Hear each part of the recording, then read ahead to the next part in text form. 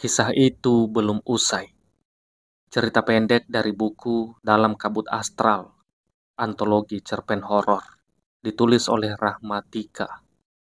Siang itu mendung, langit sudah gelap ditambah gemuruh, angin bertiup dingin, membuat siapapun orang yang merasakannya pasti menjadi risau.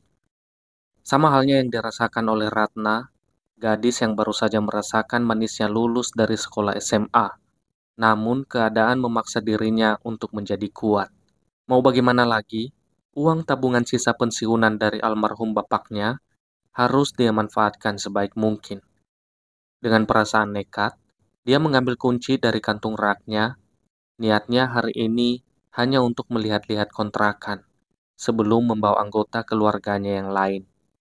Kali ini Ratna tidak sendirian. Dia mengajak temannya bernama Mita dan Bu Gendis, pemilik rumah kontrakan.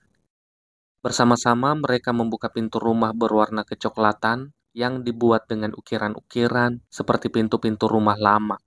Begitu mereka masuk, seketika tercium aroma apek dari debu, pertanda rumah sudah lama tidak dihuni.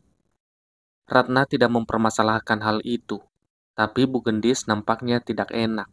Jadi dia hanya bisa tersenyum canggung sambil berkata kalau penghuni sebelumnya adalah keluarga yang sedikit jorok.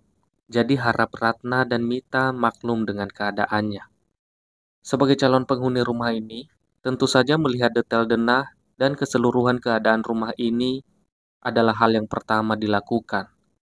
Ratna tentu saja masuk ke salah satu kamar, memeriksa kondisi keramik dan atap, yang untungnya semua dalam kondisi baik, tidak terlalu buruk. Namun justru memunculkan pertanyaan di dalam benaknya. Rumah ini tidak layak dihargai semurah itu, tapi biarlah, mungkin rezeki keluarganya. Tapi, di sela-sela kegiatan tersebut, tiba-tiba saja Mita bertanya tentang sesuatu yang janggal. Bu, ini pintunya kenapa semuanya kondisi terbuka seperti ini? Tentu saja bagi Ratna dan Bu Gendis, pertanyaan ini adalah pertanyaan yang aneh. Maksudnya, apa hubungannya dengan pintu terbuka? Tapi rasa-rasanya Mita memiliki alasannya sendiri. Bu Gendis tentu saja menjawab seadanya.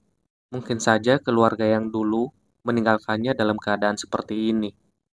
Meskipun tidak puas dengan jawaban itu, melihat wajah Ratna yang rasanya tidak enak dengan pertanyaannya tersebut, membuat Mita akhirnya tak bereaksi apa-apa.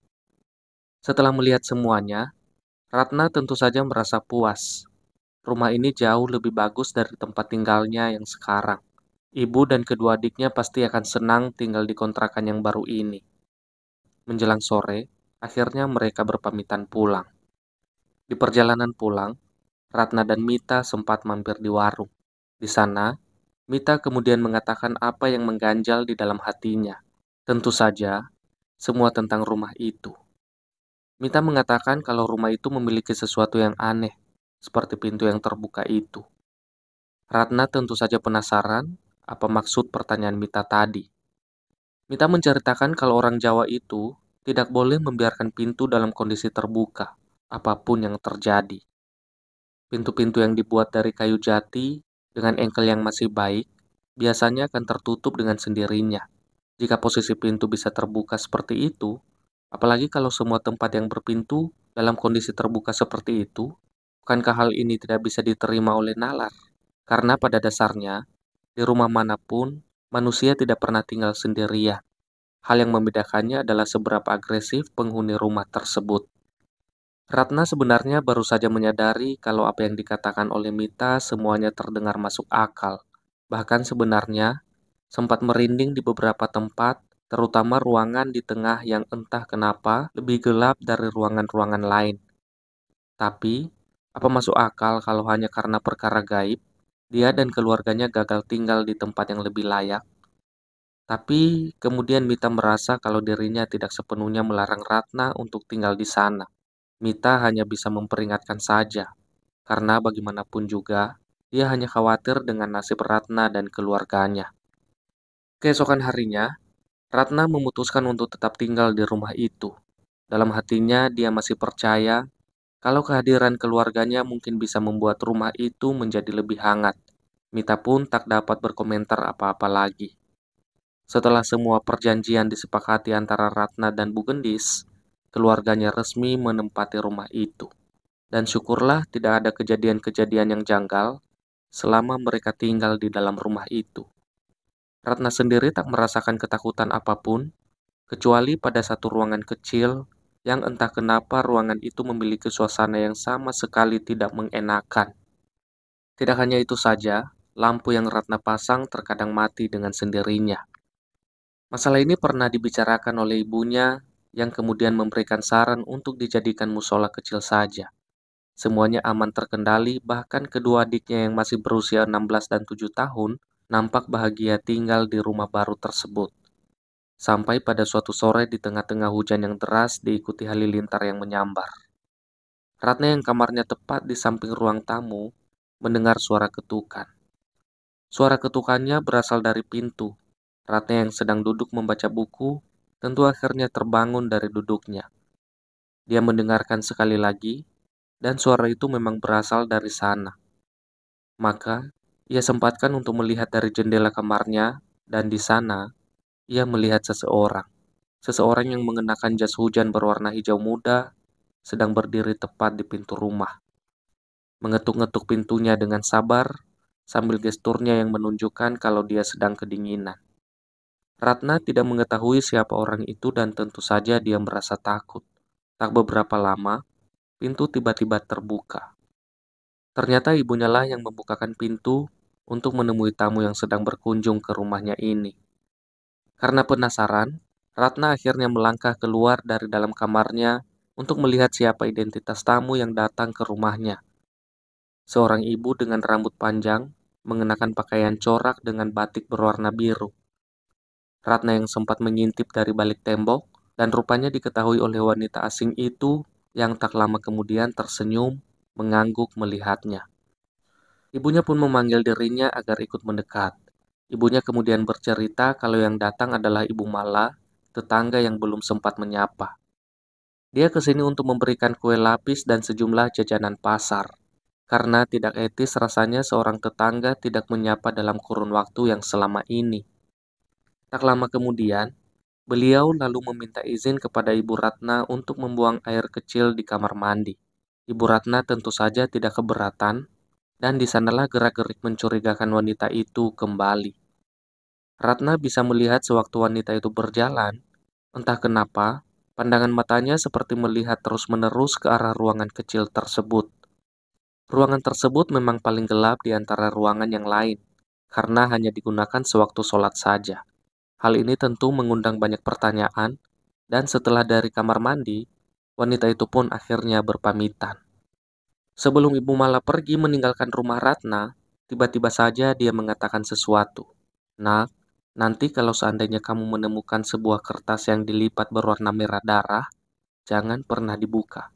Biarkan saja. Ratna hanya mengangguk canggung. Dia melihat wanita itu sempat tersenyum ke arahnya sambil berjalan dengan jas hijau muda. Dia berjalan ke arah jalan raya, lalu menghilang begitu saja. Sementara makanan yang diberikan oleh Ibu Mala diletakkan di meja makan dekat dengan dapur. Ratna akhirnya kembali ke kamarnya, berusaha tak terganggu dengan kehadiran tamu yang datang itu.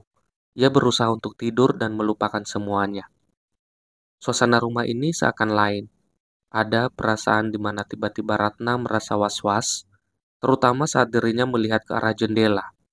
Ratna sendiri berusaha tidak memikirkan ini lebih lanjut dan memejamkan matanya, sampai dia benar-benar tertidur. Tepat pada tengah malam, Ratna terbangun dengan sendirinya. Sewaktu secara tidak sadar, dirinya mendengar seperti suara sendok yang jatuh di lantai. Benar, suara kecil sendok yang jatuh itu tentu saja membuat Ratna tergerak untuk melihatnya. Lagi pula dia ingin ke kamar mandi. Ketika Ratna membukakan pintu kamarnya, dia bisa melihat meja makan yang ada di samping dapur, meski lampu dalam kondisi mati. Ratna bisa melihat sendok yang tergeletak di lantai dan penutup makan dalam posisi terbuka, menunjukkan kalau ada yang baru saja memakan jajanan pasar. Tanpa berpikiran yang aneh-aneh, Ratna langsung menutup kembali jajanan pasar, memungut sendok yang ada di lantai, dan meletakkannya di tempat di mana benda itu seharusnya berada. Dengan langkah perlahan, Ratna menuju ke kamar mandi.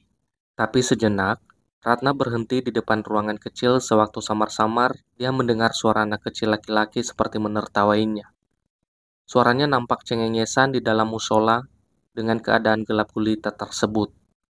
Saat itu Ratna mengira Derry adiknya lah yang melakukan hal ini.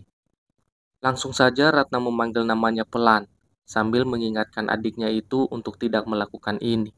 Derry, kalau lapar nggak perlu sembunyi-sembunyi begini. Tinggal ambil saja ya. Ratna pun mendekat. Sewaktu Ratna di depan pintu, dia melihat bayangan rambut yang bergerak-gerak, bersembunyi tepat di dekat pintu. Dibukalah pintu itu lalu dia melihat ke dalam, dan rupanya tak ada siapapun di dalam sana. Karena terlalu gelap, mungkin saja adiknya berpindah ke bagian dalam. Ratna kemudian menekan saklar lampu, namun anehnya, lampu di dalam ruangan tak juga kunjung menyala. Sementara suara cengengesan terdengar semakin jelas, yang membuat Ratna mulai merasa kesal karena seperti dipermainkan oleh adiknya sendiri. Derry, keluar, keluar. Tapi perintah Ratna tak juga digubris. Sampai sekilas lampu menyala, dan Ratna melihat anak kecil sepantaran Derry sedang menekuk lutut, menyembunyikan wajahnya. Ratna sempat terhenyak sebelum dia berkata lagi dengan suara yang semakin keras. Kamu kira pantas buat mainin kakak seperti ini? Dan entah bagaimana caranya, lampu akhirnya menyala. Tapi sayangnya, bocah yang dia cari tidak ada di sana. Hanya bentangan sajadah di tempat. Ratna melihat lantai kosong yang sebelumnya dia lihat dengan mata kepala sendiri tempat anak kecil sedang meringkuk sendirian. Ratna tentu saja terdiam sejenak, bingung dengan apa yang terjadi. Ratna mematikan lampu dan berniat untuk pergi. Seketika bagian celana kainnya tiba-tiba dicengkeram oleh tangan kecil yang tentu saja membuat tubuhnya tersentak hebat. Tangan Ratna yang masih tergantung di depan saklar berniat untuk menekannya sebelum suara tertawa cengengesan itu kembali terdengar. Ratna berhenti sejenak. Ia beristighfar. Namun cengkeraman itu tak kunjung dilepaskan. Malah sesuatu yang ada di belakangnya itu berkata dengan sangat jelas dalam suara anak-anak. Jangan dihidupkan ya kak. Wajahku jelek. Jelek sekali. Kamu gak akan kuat kalau melihatku. Ratna hanya terdiam. Dia masih berdiri dengan perasaan takut. Karena dia yakin kalau yang berdiri di belakangnya sudah tentu bukan adiknya. Akhirnya Ratna menjauhkan tangannya dari saklar, dan tangan yang mencengkeram celananya lepas. Ratna lalu berjalan secara perlahan untuk menjauh. Ratna sempat akan menoleh, namun tidak jadi karena terdengar teriakan yang membuatnya tersentak lari. Jangan! Sayangnya, kejadian yang dialami oleh Ratna tak pernah dia ceritakan kepada ibunya. Ratna takut kalau apa yang dia pernah alami ini akan merubah suasana rumah ini yang sebelumnya sudah terasa hangat menjadi dingin. Ratna lebih suka menyimpan semua masalahnya sendiri. Mulai satu persatu kejanggalan-kejanggalan menyeruak, terutama dengan adiknya yang masih berusia 7 tahun, Derry. Biasanya saat jam menunjukkan pukul 9, ibu dan kedua adiknya pasti masuk ke dalam kamar. Tapi suatu hari, Derry justru berdiri di pintu kamar ibu. Sewaktu Ratna bertanya kepada anak itu, alasannya kenapa dia berdiri di sini, adiknya akan berkata kepadanya dengan wajah memelas, Mbah Nung, Mbah Nung, begitu berulang-ulang kali. Ratna pun mendorong pintu kamar di mana di dalam ruangan itu, ibu dan adiknya yang lain sudah tertidur. Terkadang ada suara seperti orang yang sedang memasak di dapur. Bahkan pada space kosong anak tangga yang menuju ke lantai 2, yang masih dalam tahap pembangunan yang mangkrak oleh si pemilik rumah, Ratna serasa melihat ada seseorang yang biasa duduk di sana.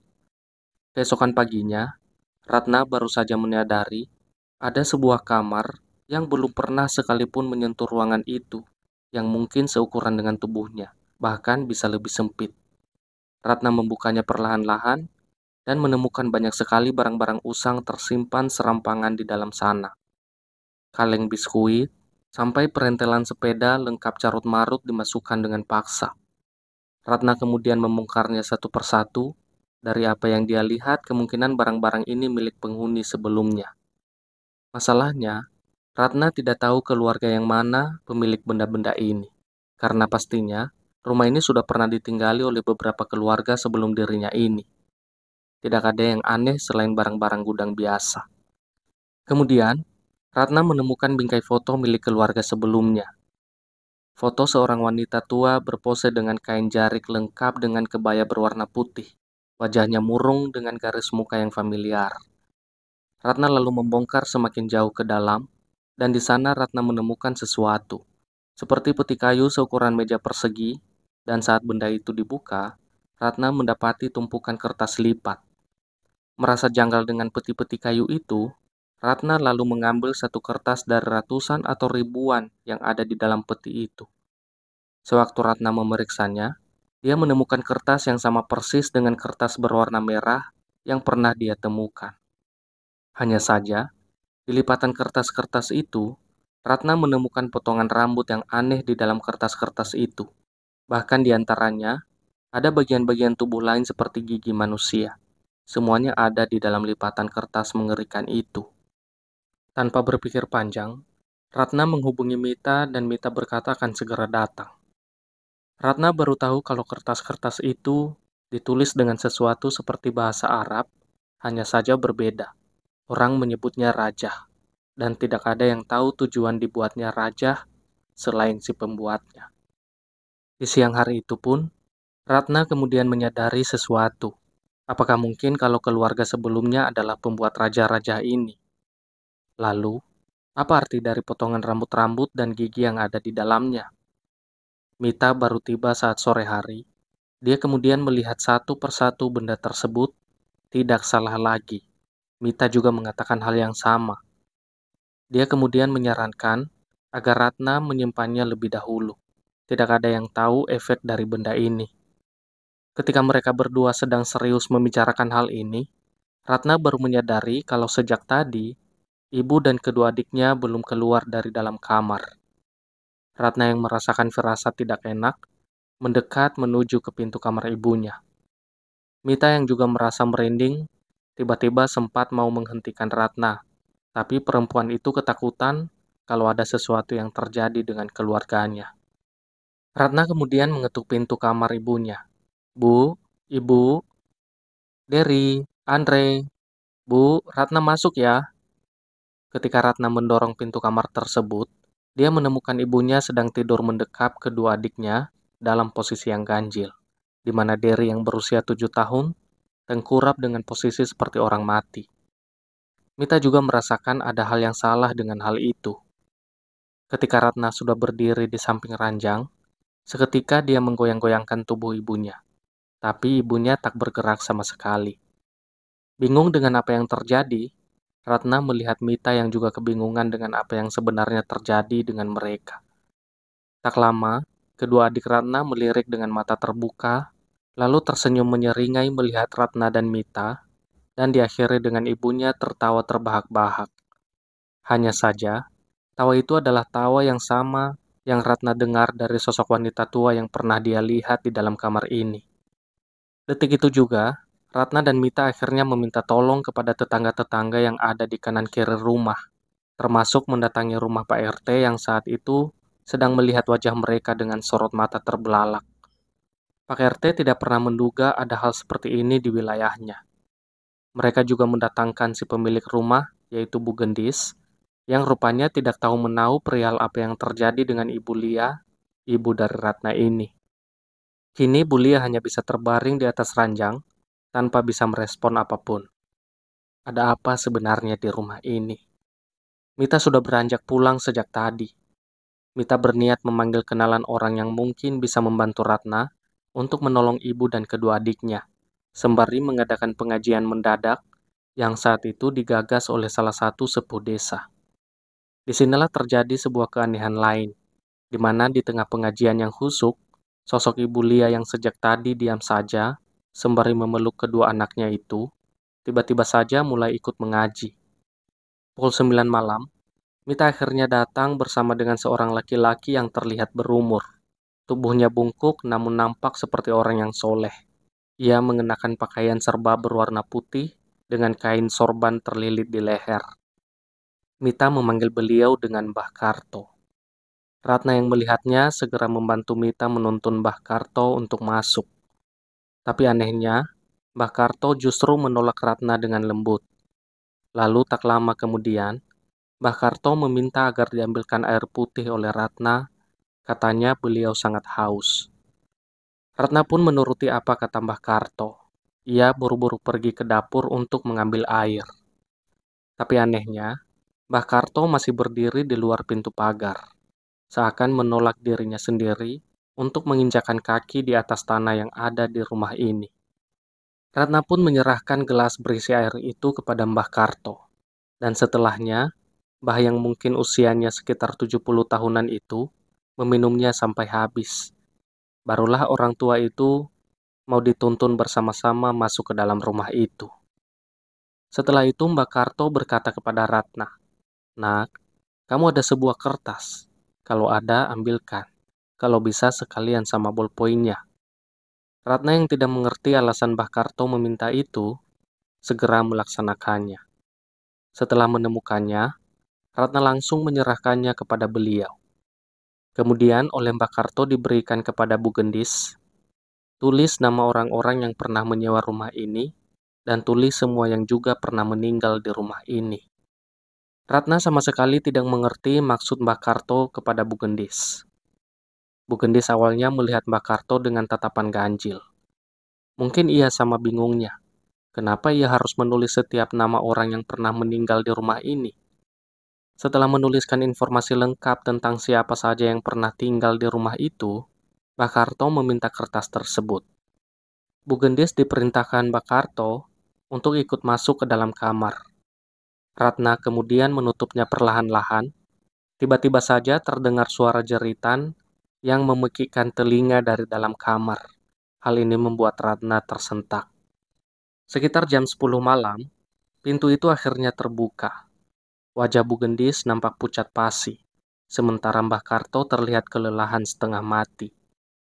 Tapi anehnya, Bulia masih duduk sambil melotot ke arah mereka. Ratna bertanya-tanya bagaimana nasib ibunya. Mbah Karto mulai menjelaskan apa yang terjadi terhadap Bulia. Jin yang mendiami tubuh Bulia menolak untuk pergi dan sudah terlalu suka untuk tinggal di tempat ini. Kecuali sinun merah yang menjadi pengikat sukma dan dendamnya ditemukan dan diangkat dari tempat tersebut. Mbah Karto lalu melihat kertas yang tadi ditulis oleh Bu Gendis. Di sana Mbah Karto menunjukkannya kepada Ratna. Rupanya, sebelum mereka, ada sebuah keluarga yang sudah meninggal terlebih dahulu di sana. Nama beliau adalah Mbah Suwarni. Tapi sebelum Mbah Suwarni, ada keluarga lain juga yang meninggal. Mbah Karto pun mulai menanyakan mengenai asal-usul rumah itu kepada Bu Gendis. Beliau kemudian menjelaskan kalau rumah ini adalah rumah warisan dari pendahulunya, dan sejak dipegang oleh bapak ibunya, rumah ini sudah dikontrakan. Bu Gendis pun kemudian berpamitan pergi. Setali 3 uang, Mbak Karto juga akan pulang bersama dengan Mita. Mbak Karto berpesan kepada Ratna sebelum kepergiannya. Untuk sementara, Bulia sudah sedikit lebih tenang dari sebelumnya. Tapi lebih baik Ratna untuk tidak mendekatinya lebih dulu. Tak lama kemudian, terdengar suara pintu rumah diketuk. Ratna pun datang untuk melihat siapa tamu yang datang berkunjung. Rupanya tamu yang datang berkunjung ke rumah Ratna adalah Ibu Mala. Hal ini tentu saja mengundang tanya apa yang wanita ini inginkan di rumahnya. Ibu Mala lalu menjelaskan maksud kedatangannya. Rupanya beliau sudah mendengar apa yang terjadi dengan Bulia dari kabar burung yang sampai di telinganya. Ratna hanya diam saja sewaktu wanita itu menjelaskannya. Di tengah-tengah percakapan mereka, Ratna kemudian memotong pembicaraan dengan berkata, "Apakah benar kalau Ibu Mala adalah anak dari Mbah Suwarni?"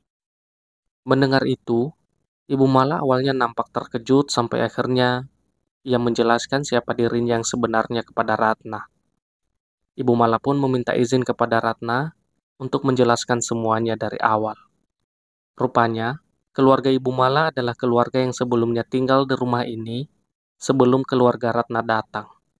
Tapi, ada sesuatu yang tidak banyak orang tahu perihal apa yang keluarga Ibu Mala lakukan.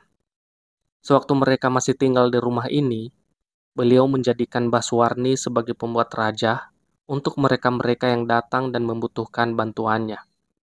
Semua pekerjaan itu ditukar dengan sejumlah mahar dalam bentuk uang dan harta berharga seperti emas dan sejenisnya.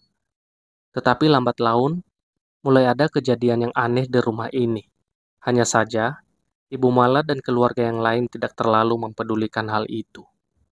Hal-hal aneh itu seperti sering mendengar suara tertawa dan langkah kaki anak-anak kecil, kemudian suara-suara orang yang sedang mengaji. Tapi dari semua keanehan-keanehan itu, ada sesuatu yang terjadi dengan ibunya, yaitu Mbah Suwarni. Katanya, dia ditemui oleh seorang perempuan yang konon kabarnya bisa membuat sesuatu seperti jimat. Dan jimatnya ini memiliki keunggulan yang pasti akan mendatangkan rejeki untuk anaknya. Keluarga pun akhirnya mulai tidak tahan dengan sikap Mbah Suwarni. Ibu Mala dan suaminya mulai meruqyah Mbah Suwarni sampai membawanya ke Habib-Habib untuk disembuhkan. Tapi kemudian, bukannya sembuh, Mbah Suwarni semakin menjadi-jadi. Beliau makin terlihat tidak waras. Ia mulai sering menjambaki rambutnya sampai menarik paksa gigi-giginya hingga mengalirkan darah dari dalam mulutnya. Anehnya, dia melakukan semua itu diikuti suara tertawa terbahak-bahak seperti orang yang sudah sinting.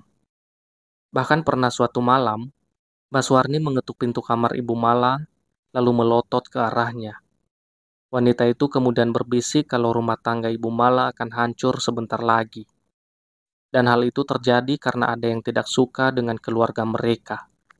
Saat Ibu Mala bertanya, siapa yang tidak suka dengan rumah tangganya, Baswarni kemudian menyeringai dan menunjuk dirinya sendiri sambil berjalan kembali ke kamarnya sembari tertawa histeris. Ibu Mala pun ketakutan dengan sikap ganjil ibunya ini. Benar saja, hubungan Ibu Mala dan suaminya semakin bertambah runyam. Singkatnya, suaminya akhirnya menggugat cerai dan membawa kabur semua anak-anaknya. Mulai kebingungan, Ibu Mala pun mulai menjadi gila perlahan-lahan. Karena tanpa suami dan anak-anaknya, apa yang bisa dia lakukan untuk tetap bertahan hidup? Saat itulah, Mbah Suwarni kemudian datang. Beliau kemudian menunjukkan selembar kertas berisi rajah. Mbah Suwarni kemudian berkata kepada Ibu Mala untuk memberikan kertas ini ke penjual yang ada di perempatan jalan. Waktu itu, Mbah Suwarni menangis meminta agar seluruh uang yang didapatkan dari praktek ini dibakar atau dibuang ke sungai.